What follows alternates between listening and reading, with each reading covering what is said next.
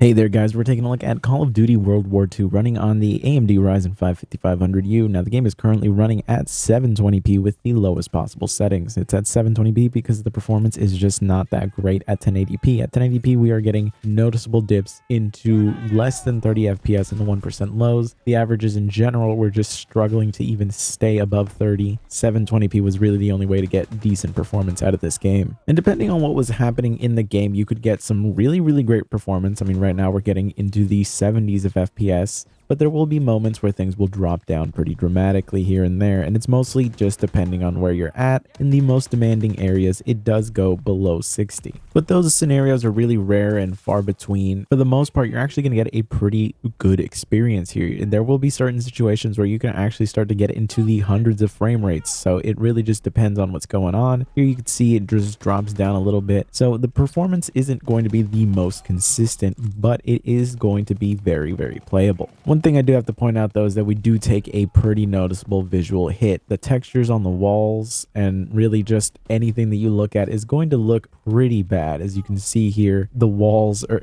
just really low textured. There's not much detail to them. It almost feels like I'm playing a really old like Quake mod. And of course you can see that the gun models themselves also lack a lot of detail. Overall, it's not going to affect the gameplay really. It's just going to affect the visuals. It really just depends on how much that matters to you. Overall though, the gaming experience that you actually get out of this is really enjoyable though. Really, I'd rather play this at 720p and get that above 60 FPS average than struggle below that at 1080p and get those situations where things really dip down low. As to how good the quality of the campaign itself is, I can't really comment too much because I haven't finished it yet, but from what I've seen of it, it's not grabbing me the way that the World at War campaign did, because I mean, the World at War campaign, to be fair, was completely carried by Reznov. Really, the whole Soviet storyline in World at War was just so much better than like the Pacific storyline, because it was just so boring compared to having a character like Reznov in there. And this, at least going off of the first 3 missions, still has not given me a single character that is interesting. But for the most part, the gameplay itself is actually pretty fun. And I know that the health kits are kind of a controversial move, but it very much reminds me of old school first-person shooters, so it was kind of a refreshing